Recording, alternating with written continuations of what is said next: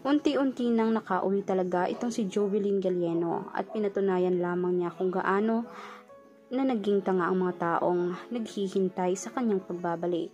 Gayon pa man, nahuli na pala ang lahat bago pa man siya nagpaalam na bumalik na pala ito ng Puerto Princesa, Palawan.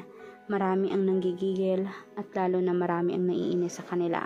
Panoorin natin ang kanyang pagbabalik.